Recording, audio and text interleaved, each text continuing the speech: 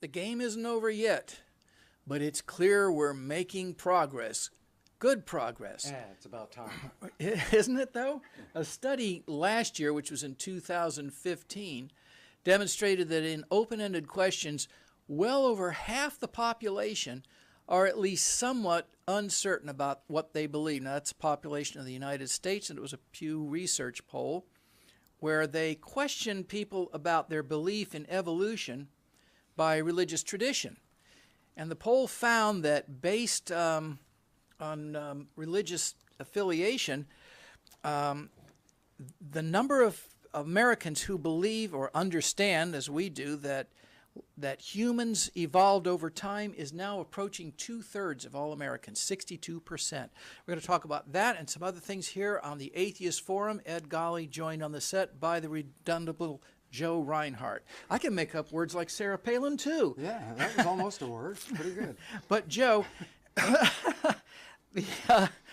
the article says they could not articulate their basic views on human origins. They held beliefs that didn't fit the usual categories, or the whole question of human origins wasn't particularly important to them. But here's what we found, or what they found. In the conventional religions of our culture, Protestants, Catholics, Christians, Mormons, and so on, and the Jehovah's Witnesses, there were 4 categories in which over 80%, I should have said 3 categories in which over 80% subscribed to the understanding that humans evolved over time. And then the unaffiliated is the 4th group, which again was over 80%. I'll give you the 4. Jews, Buddhists, Hindus, unaffiliated. Joe Reinhardt, which do you think was the highest percentage of people who accepted that humans evolved over time? Of those 4 categories, Unaffiliated? You're wrong.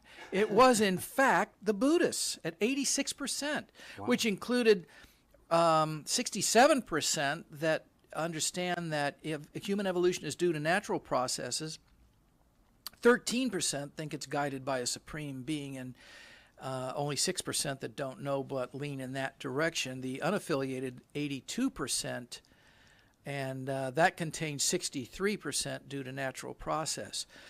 Hindus and Jews were about 80% overall, and of those numbers, 60 and 58 respectively understood that we evolved over time. 34% reject evolution, saying that humans and other living things have existed in their present form since the beginning of time. So 1/3 of us are still totally clueless. 33% say all living things evolved solely due to natural processes, and 1/4 of us say evolution was guided by a supreme being. A sociologist in Grand Rapids, Michigan, found the same 3 major groupings. Creationists, we love the creationists, who often said accepting scientific evolution would have dire religious consequences. It's always the same thing, right? If you don't accept what's in the Bible, you're going to suffer serious consequences, right? Well, it's not just you. Perhaps everybody within a 500-mile radius. Because plagues have a way of spreading, don't they, and Joe? Tsunamis and so on, and droughts and so on and so on. Atheistic evolution supporters take an anti-religious stand for facts, including the scientific view of evolution, as superior to superstition and irrational beliefs. And finally, theistic evolution followers who do not see contradictions, curiously, in the lessons of Jensen and Darwin, thinking that somehow, Yes, of course. that somehow they can make sense out of theocracy. You know, one of the main areas of confusion that I encounter frequently is that people don't seem to differentiate between evolution and life origins. Evolution, to my knowledge, says absolutely nothing about how we got here. It only deals with what has happened to organisms since they arose. How they got here is not a question that's answered or even addressed by evolution, yet the creationists and the believers and the anti-evolution crowd want to tie the two together as if, since evolution can't prove one way or another how we got here, it must be totally false right on down the line. And it isn't a matter of one day you had a cow and the next day it was a dog. Yeah. You know.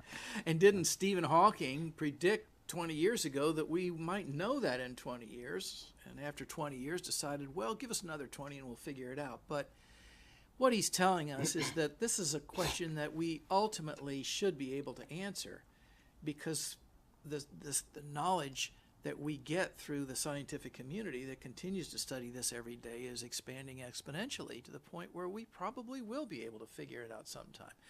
And if he's wrong, maybe it's 200 years, maybe it's 2,000 years, but eventually, don't you think that we will be able to answer that question with reasonable certainty? I think we'll get a lot closer to it than we are, and by using the scientific method, we're certainly guaranteed to make some sort of progress, whereas if we use the religious method, our goal there is to make sure that no progress ever occurs, to make sure that we are married to that doctrine and married to this ism or that ism for all eternity. And of course, that is the death of progress, and progress is really inevitable. And it's consistent with the conservative view. We want to conserve our ideals, our whether it's political or through the religion, science, issues about climate change. We just say no. We've got all the answers. We don't need to look any farther. We don't need to investigate any further. If we did that, if we subscribe to that, we'd still think the Earth is flat, wouldn't we? Well, as I like to say, if the conservatives won every argument, we'd all still be living in caves. Mm-hmm. Kingdoms. Or kingdoms, yeah, that's a big step up. Yeah, most of us would be serfs. All right, Joe Reinhardt, let's get to our topic on this episode of the Atheist Forum. Now, let me toss it to you. Commandments? The Ten Commandments. It's kind of a broad topic because it relates to the constant repetition of really mass slaughter that's been going on in this country and is now spreading elsewhere, but is really becoming quite prevalent in the United States. And the reaction to every one of these is always from the right, at any rate, the same, which is that what we need is more prayer, more religion, and more of what caused most of these outbreaks in the first place. I recall after the Columbine massacre that one of the major proposals both in Colorado and in the United States Congress was to put a copy of the Ten Commandments in every classroom in Colorado, and so that any student could read those and would thus be deterred from committing acts of atrocities in the future, because the Ten Commandments, as we all know, are the basis for all morality on this planet. So what we'd like to do for a few minutes this evening is take a little look at the Ten Commandments and find out if any of the representations as to their effectiveness in deterring crime or mass murder is at all true. In fact, I would welcome any of our viewers to send me a list or even just one or two examples of any mass murders that have been prevented by religion. I'd very much like to see that. So let's talk for a second about the Ten Commandments. How about the Crusades, Joe?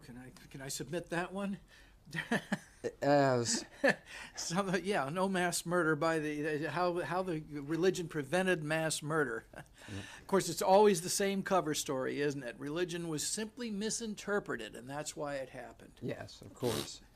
Well, let's take a look at this list we have. This is a book cover that we used to give away at some of our outreaches, and it has on one side the Ten Commandments and on the other the Bill of Rights, and it makes for a very, very interesting contrast and comparison. And one of the interesting things about the Ten Commandments is that it also comes with the penalty for violating that commandment. And I think if you look at the penalties, you will see that there's nothing in the Ten Commandments that will deter violence, not any. Thou shalt have no other gods before me. What's the penalty for that, Ed? Comes right out of Deuteronomy. And it said, if thy brother, son, daughter, wife, or friend. Hold on a second. Entice thee to serve other gods, thou shalt stone him with stones that he died. And Joe, before you go on, the first four are all related to just worshiping this God and the directive that that one worship this one God and only this one God. Well, and that's they're because self-serving. There's no question about but that. isn't that because in the era that these came out, there were so many gods running around that there had to be a reason to compel people to subscribe to this single God and say, if you don't do it, we're going to whack you. Well, of course, competition in the God business is still pretty keen. True. Maybe more so in that day, but people were certainly incredibly fickle.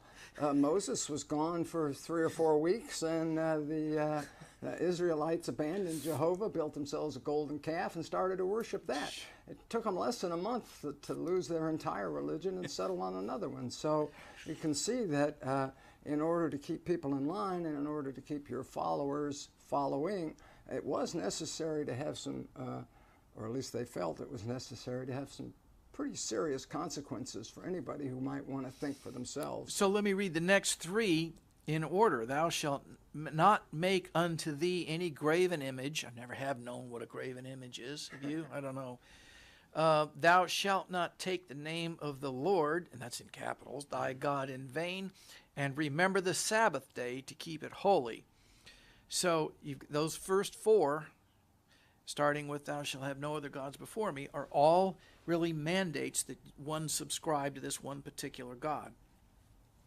And those penalties, again, utterly destroyed, surely be put to death. Whoever does any work, whoever doeth, any work on the Sabbath day shall surely be put to death. And there's an example of a man, also a little later on in Exodus, who was out gathering wood for a fire on Sunday, and they take him to the edge of the city and stone him to death. So there's an example of that actually being carried out.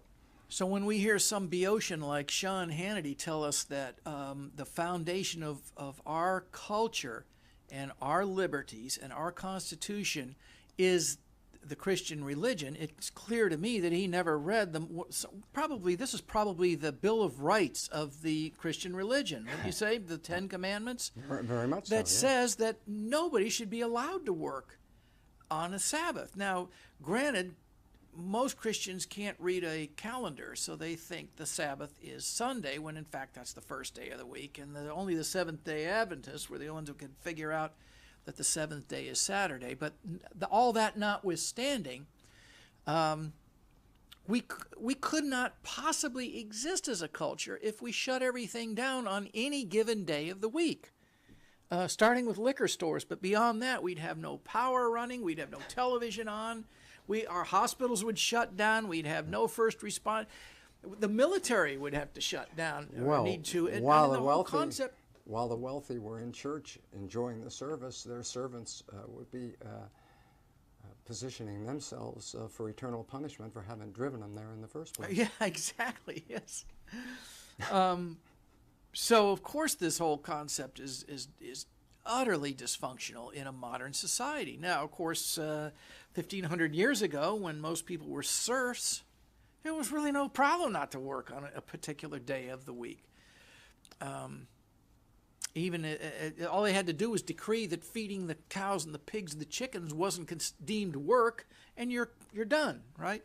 But that shows how these ancient myths and religions cannot really be integrated into the modern culture that we live in. It's simply not possible.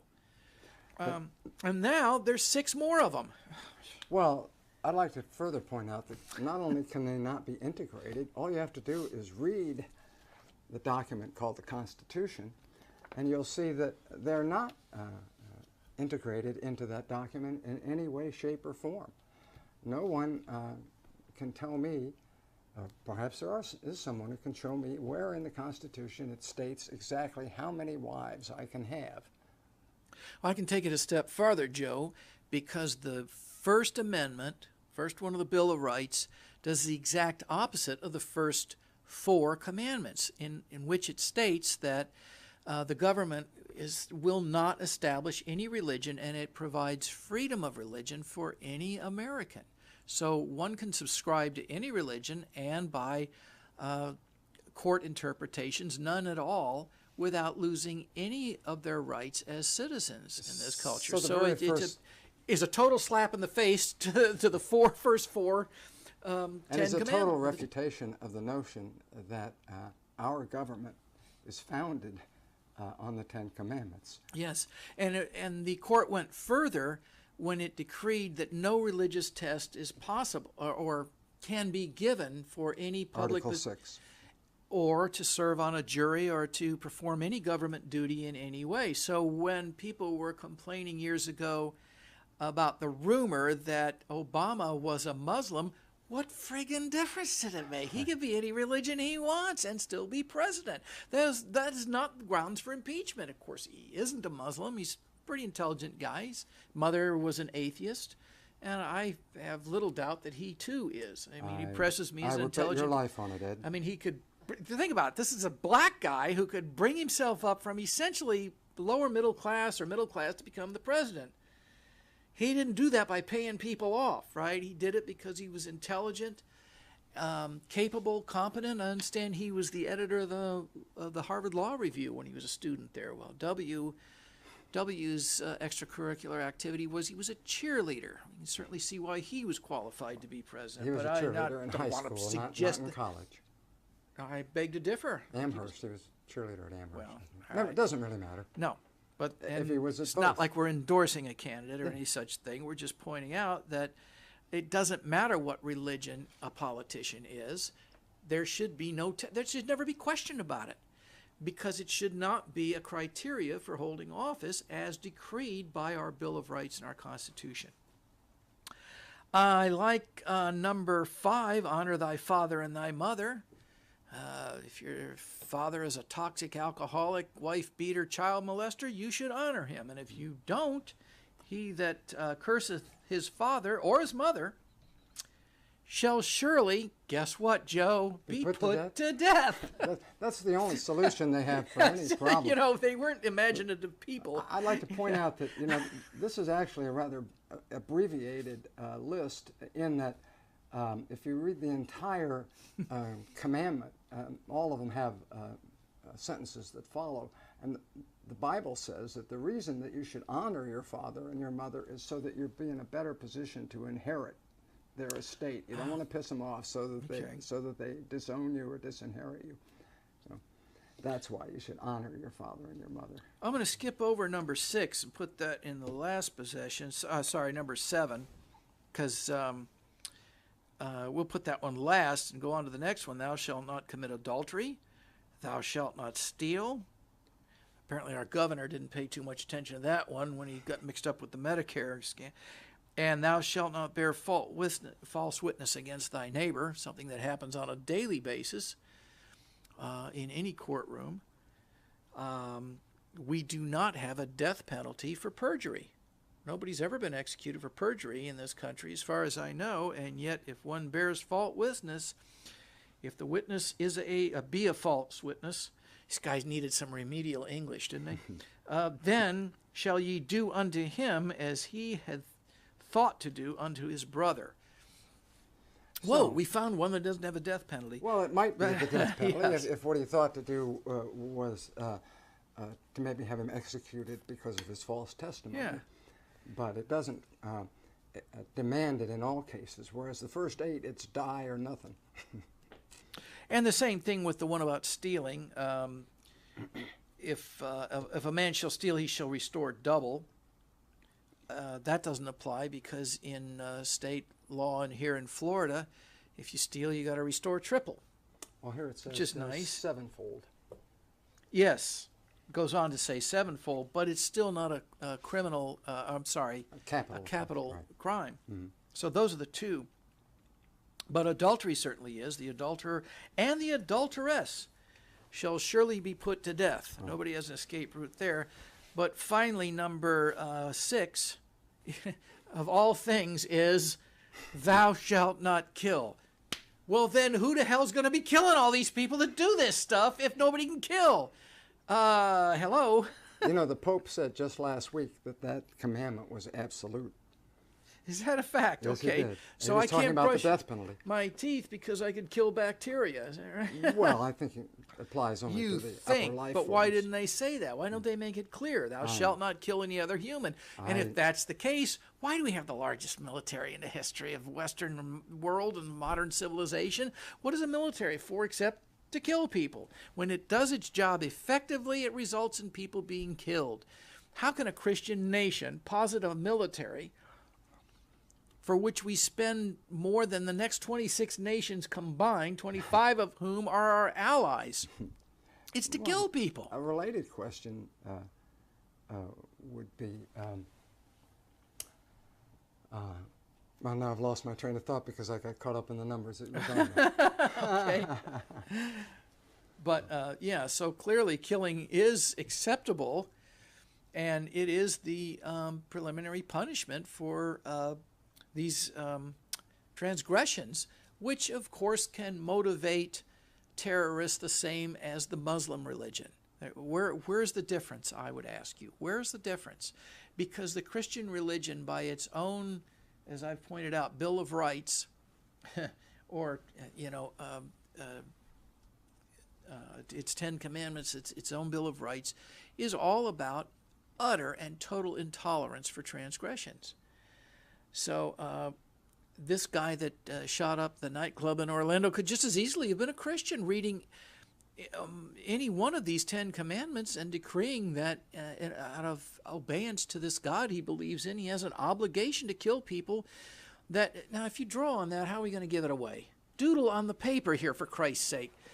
Anyway, you get my point. The religions are all but virtually parallel in their intolerance for those who don't strictly adhere to these rules, most of which really make very little sense when you stop and think about it.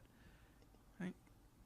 In fact, that graven image one, I think, well, a graven image can be a carving of Jesus on the cross.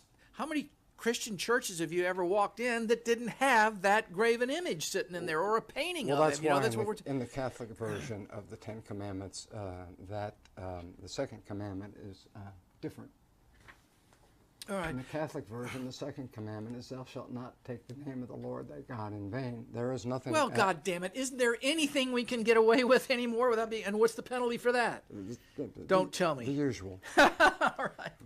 But just to close, let's read the First Amendment of the Bill of Rights. Okay, let's do that. Congress shall make no law respecting an establishment of religion or prohibiting the free exercise thereof, or abridging the freedom of speech or of the press, or the right of the people peaceably to assemble. Doesn't say we need a permit, does it? And to petition the government for a redress of grievances. That one amendment alone, to me, just essentially wipes out all the 10 commandments. It says they're all invalid in our culture. I think that's a fair statement. Good. First intelligent thing I ever said. Oh, sorry. Let's talk a little bit about invocations. This is kind of fun. Okay. Back in, I think it was 2012, roughly there, 4 to 5 years ago, the Supreme Court addressed the issue of invocations at government or public events, because the complaint was that invocations are an establishment of religion, and the government has no business doing that. So what they essentially, to just boil this down in the simplest form, agreed to do was to say that, well, we can still have invocations, but the invokers must be from any spectrum of the American culture, meaning that even an atheist can walk in and give an invocation. Sounds ironic, doesn't it? But we've done it. We actually did it before that was law here in Tampa. as you can see by the headline of our newsletter, from 2004. So about 10 years before that happened, Atheists of Florida were giving an invocation at a Tampa City Council meeting. And following the invoker's funeral, I'm just kidding, it became the law of the land that we can do this, and we have done this. We have, once this became law, we consulted with area city councils in communities small and large, offering our services to invoke. What in the world does an atheist invocation sound like? Back in August of 2014, Joe Reinhardt, a gentleman sitting to my immediate left, presented this invocation to the Largo City Council. Thank you, council members, and good evening, ladies and gentlemen, brothers and sisters, and fellow citizens.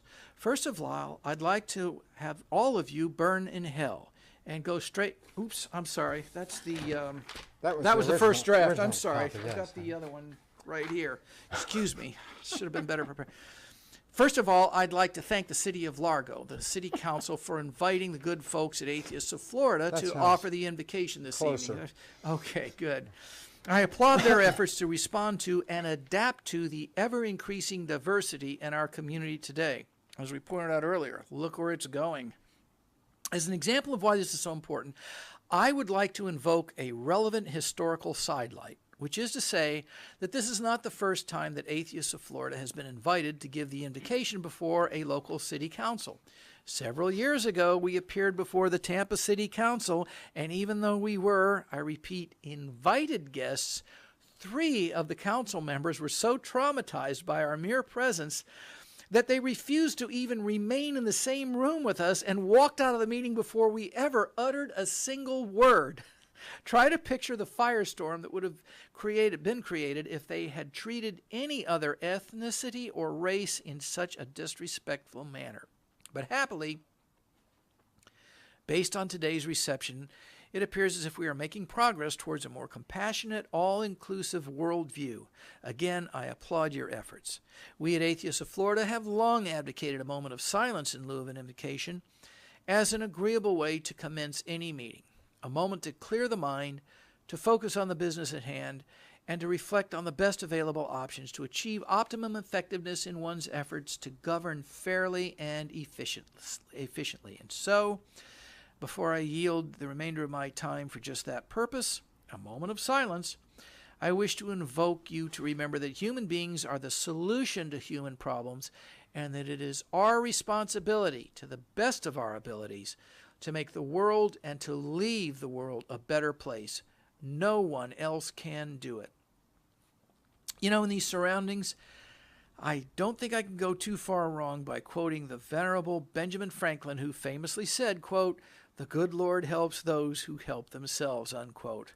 I will now relinquish the remainder of my time for a moment of silent reflection, which I think was really an exemplary invocation. Well, thank you. And could be a model for invocations all over the place. We have been again invited to appear before that same government, the Largo City Council. I'm really surprised they did that, particularly after the city was destroyed by fire and washed away in a tidal wave. Yeah. But now that they've rebuilt it. Well, now that the locusts have been cleared out, I think it's time that they can. And the pigeons out of there. Yeah, so much better. So anyway,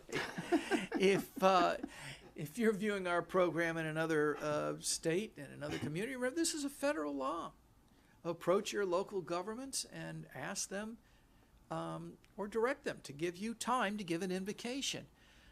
And come up with something that's like this, that isn't insulting to religion, but expresses, I think, best that we are a diverse culture, and those of us who live among you in the community of reason deserve a say and participation in government, and even to the extent of its invocations.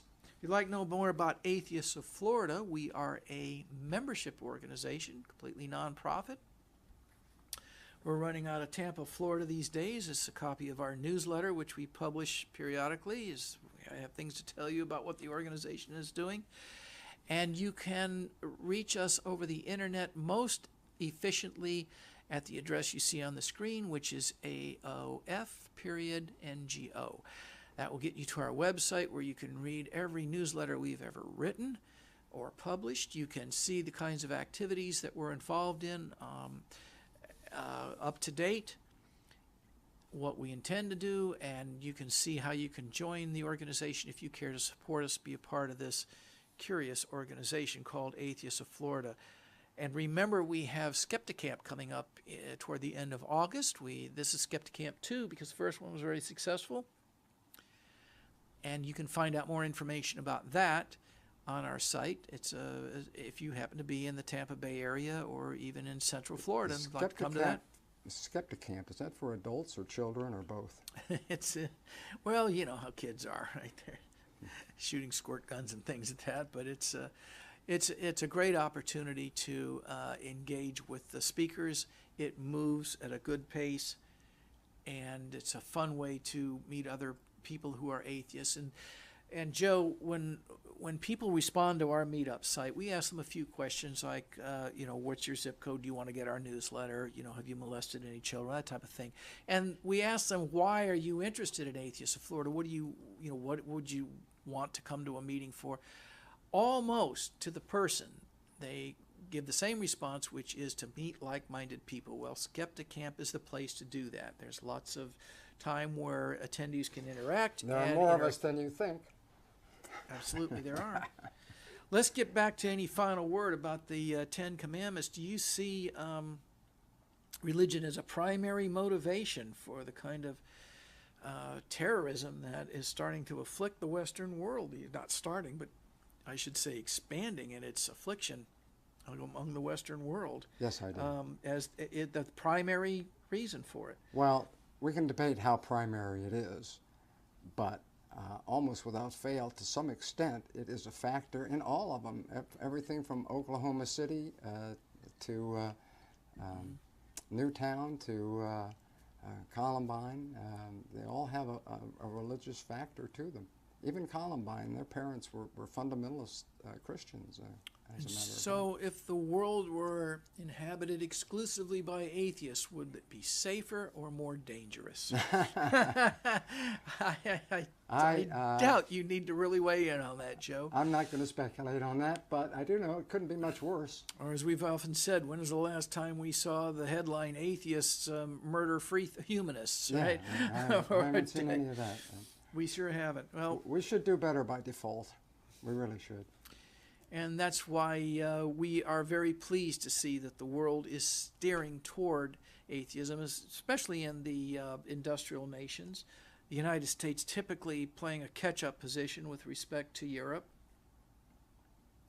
But we have made great leaps of progress especially in the millennial generation, 18 to 30, where we see that age group leading substantially by roughly about a third of that age group now fully rejecting religion and understanding that these ancient and primitive and mythological ideas simply have no place in our culture. We have no need to rely on them. They give us divisive advice and at the bare mandates. minimum, they ought to be taxed to the hilt just like any other business. At the bare minimum, I don't care what your beliefs are. And on that note, I think I will invite you to join us again on a future Atheist Forum, which you will find on all of our website. I said that inside out. You'll find all of them on our website. Along with Joe Reinhardt, I'm Ed Golly, reminding you, if the story seems just a little too implausible to be true, don't believe it just because somebody wrote it down. Make them prove it.